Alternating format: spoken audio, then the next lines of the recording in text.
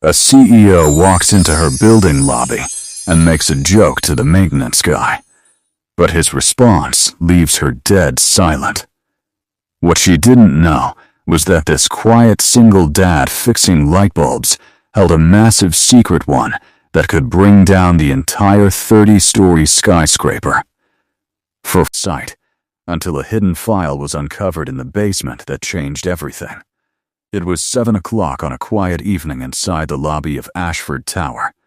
The heavy glass doors kept out the roar of the city traffic, leaving only the soft hum of the overhead lights and the steady clicking of the security guard's keyboard.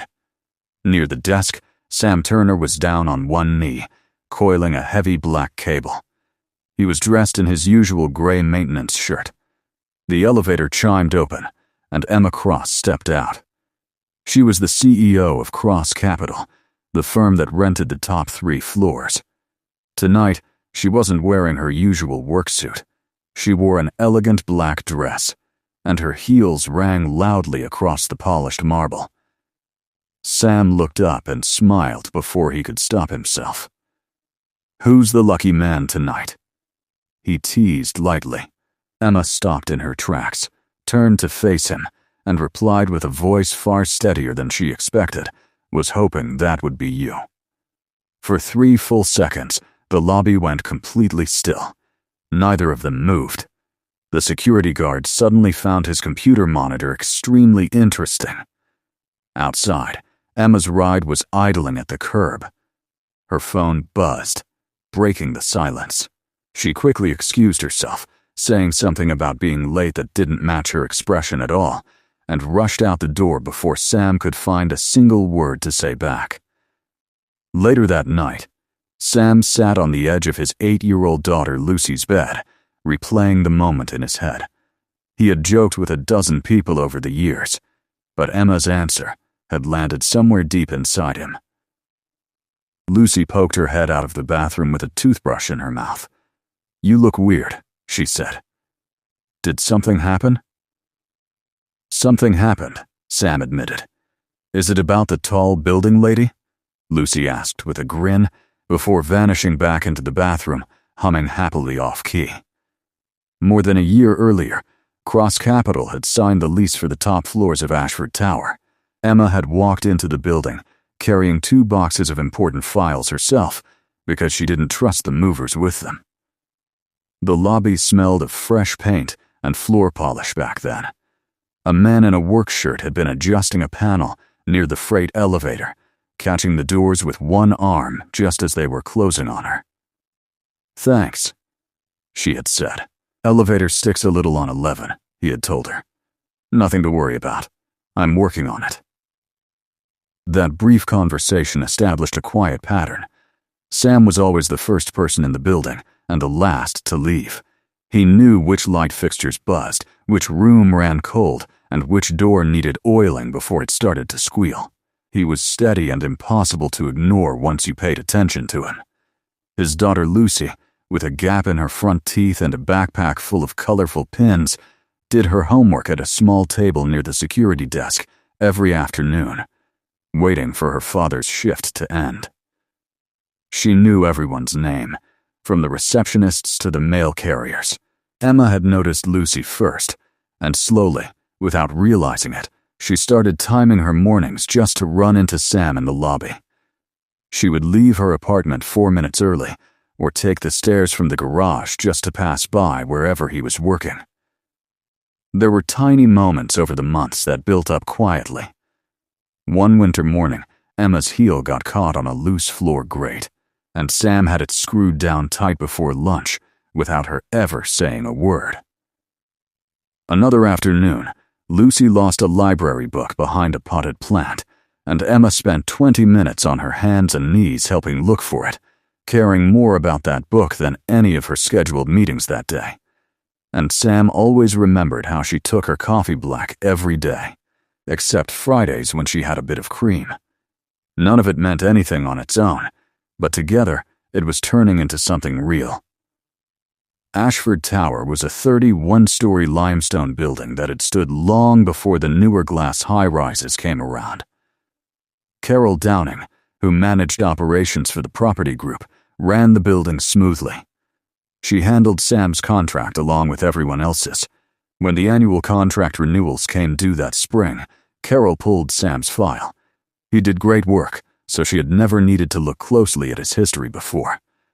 But as she scanned his application over morning coffee, she stopped. Under his work history, it listed 5 years as a structural safety certification engineer at Denton Construction, ending abruptly 4 years before he started working maintenance at Ashford Tower. Denton Construction was the firm that had built Ashford Tower. Carol searched the company archives and found only a brief note from 4 years ago stating that their compliance division had been restructured. Carol put the file away. She told herself it wasn't her place to pry into why a single father chose a simpler job. 2 floors up, Walter Griggs, chairman of the board, was reviewing the building calendar. He noticed a date circled in red, the mandatory 5-year statewide structural recertification coming up in 11 weeks. "Get me the maintenance contracts," he ordered his assistant, his tone unusually cold. When Carol brought him Sam's file, Walter flipped through it and froze when he saw Sam Turner's name. Without giving a real reason, he told Carol to immediately start sourcing new outside vendors to replace Sam's crew before the recertification. Carol left his office feeling uneasy. Walter's sudden rush to replace a reliable team made no sense. Unable to let it go, she went down to the basement archives to dig through the original construction boxes. Upstairs, Emma saw a brief note in a facilities email mentioning that the maintenance team would be replaced by the end of the month. Feeling a surge of frustration, she went down to the second-floor mechanical room that evening and found Sam working on a breaker panel. "I heard about the contract," she said from the doorway. "Word travels," Sam replied, shutting the panel. 30 days. No real reason given. "It doesn't seem fair," Emma said. "You've kept this building running better than anyone. Buildings don't usually say thank you." Sam smiled gently. "It's not my call to make." 2 days later, Lucy sent Emma a crayon drawing of the tower through Sam. It showed a stick figure in a hard hat at the bottom and another in a dress at the very top floor. Holding the drawing, Emma felt a quiet certainty that whatever was growing between her and Sam was no longer just a small hallway friendship. Later that week, Sam opened up to Emma about his past. He told her about his late wife, Megan, who had passed away 6 years ago after a sudden illness. He spoke with a quiet peace that came from years of grieving and raising his daughter alone. Before they could say more, Emma's phone rang. It was Carol, sounding urgent, asking her to come down to the conference room right away because she had found something critical in the archive boxes. In the dimly lit room, Carol spread old water-stained documents across the table. First was an original inspection report from 5 years ago, flagged in red, plainly warning of a serious foundation load problem under the tower's south wing.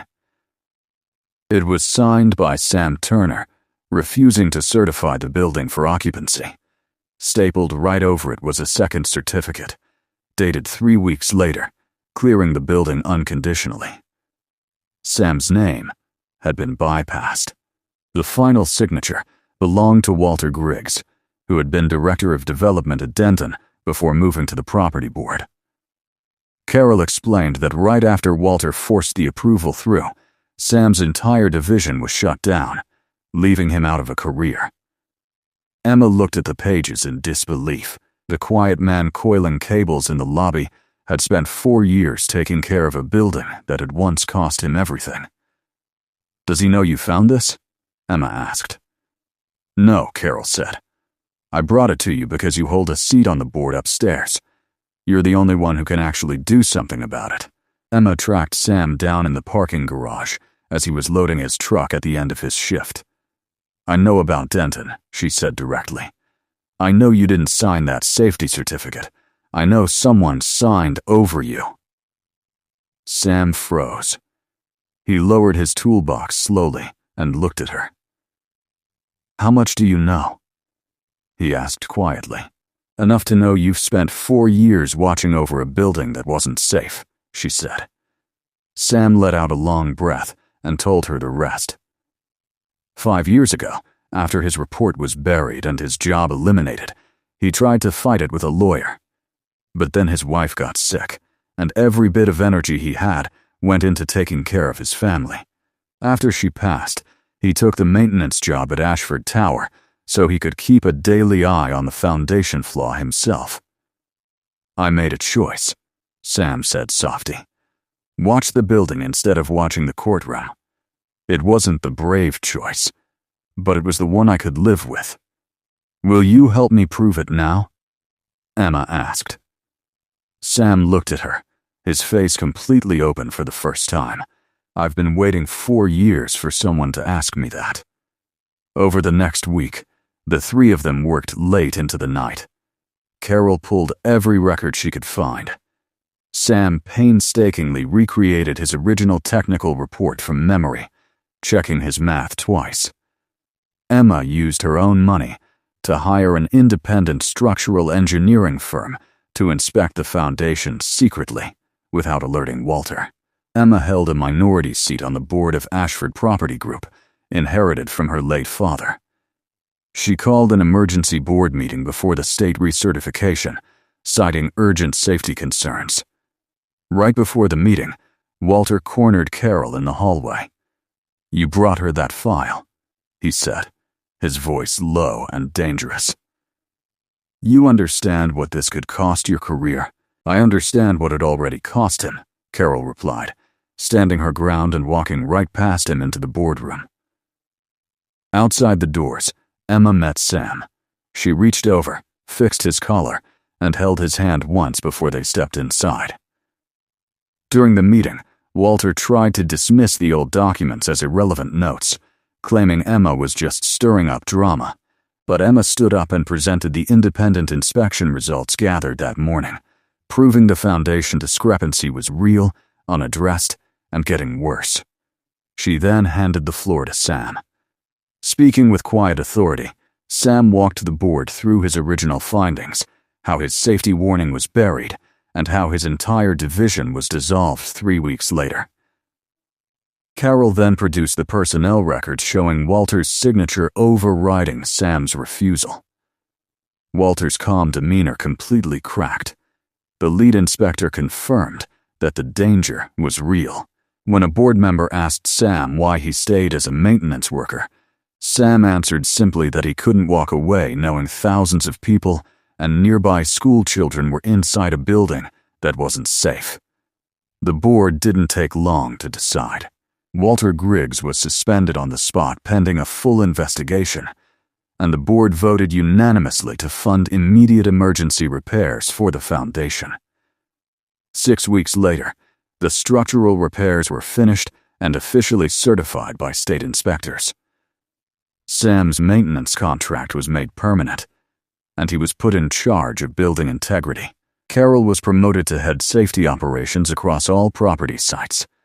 On a warm Thursday evening, nearly a year after that first joke in the lobby, Emma walked down carrying 2 black coffees. She found Sam finishing up by the security desk. Lucy ran over from her little table, holding up a new crayon drawing of the tower. This time there were 3 stick figures at the bottom, all holding hands. "That's you," Lucy pointed to Emma with a proud smile. "You're staying in this one." Carol walked past on her way out, smiling warmly at them. "Guess I owe you 2 an apology for sitting on that file so long," she called out. "You told the truth when it counted," Emma smiled back. "That's the only part that matters." Standing alone by the desk where it all started, under the quiet hum of the evening lights, Sam reached out and took Emma's hand. And this time, with nothing left hidden and no words left unsaid, neither of them let go. Thank you so much for watching today's story. If this video touched your heart, don't forget to hit that like button, share it with someone who needs to hear it, and subscribe to Solo Dad Stories for more touching tales about family, dignity, and second chances. Let us know in the comments below which moment stayed with you the most. We'll see you in the next video. Take care.